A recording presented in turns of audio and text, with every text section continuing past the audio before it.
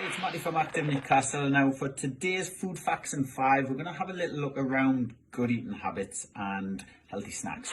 So when we talk about good eating habits, the first thing which springs to mind for me is forming a routine, getting ourselves into a routine around when we're going to plan our meals, what we're going to have. So planning and preparation is a real key part when we're thinking around good eating habits. So first thing is always start every day the right way and get ourselves a breakfast. Breakfast, you'll hear the saying, is your main meal of the day, most important meal of the day. So, ensure that we form a new routine of getting a breakfast. Now, just like breakfast, we don't want to go long periods without eating. We don't want to skip meals if we're going to form good eating habits. So, when we're thinking about that, can we get our structured meals in, 3 meals a day, 4 meals, depending on how you want to fit it.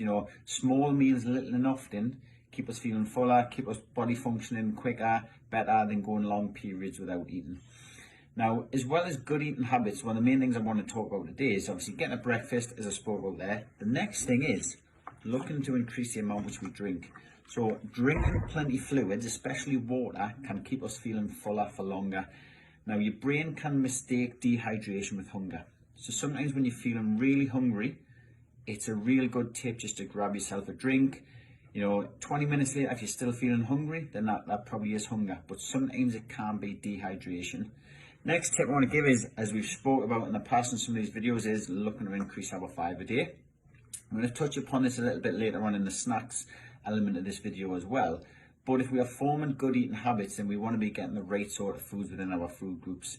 One of the other food facts videos around portion size looked at the different food groups. Now, fruit and vegetables is one of our main biggest food groups. Well, it is the biggest food group. So we need to ensure that we're trying to get, at least 5 a day from this food group.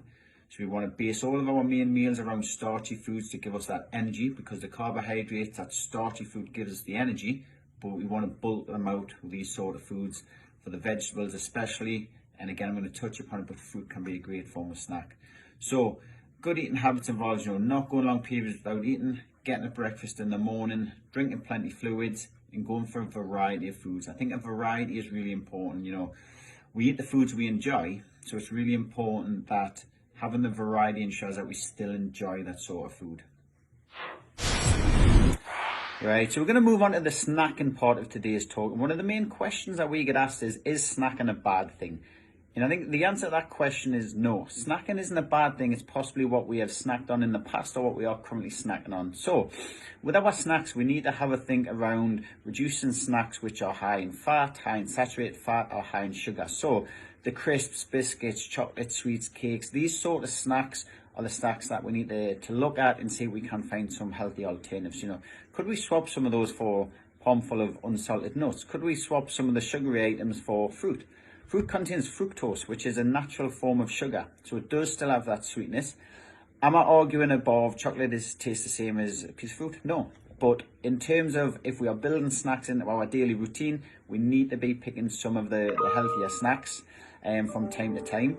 Now, the other thing with snacks is having to think around, listening to your body in terms of how hungry we are, having to think around the portion size of the snacks, because a snack can become a 4th meal, a 5th meal, depending on how much we have. Now, the NHS website has some great guides and great tips around snacks which are less than 100 calories. So have a little look on there if we are stuck for ideas of snacks. But in terms of snacking, one of the best snacks we can snack on is our fruit and vegetables. Now, what we want to do is go for a rainbow effect. So go for different colours, different variety, because the different variety gives us different vitamins, minerals, and fibre, which can help fill us up. Now, fruit and vegetables is just as easy to grab as a bar of chocolate, as a biscuit. So in terms of time consuming, sometimes people snack when they don't have the time. It's just as quick. And I think, as I said in the good eating habits, build snacks into part of our routine. Get a structure, get a routine in terms of what we are snacking on. The other thing I would say with snacking is, when we go shopping, don't go shopping hungry. If you go shopping hungry, the likelihood is that you will have a lot more unhealthy snacks in your shopping that week. And if those sort of snacks are in the house, that's going to be the sort of foods that we snack on.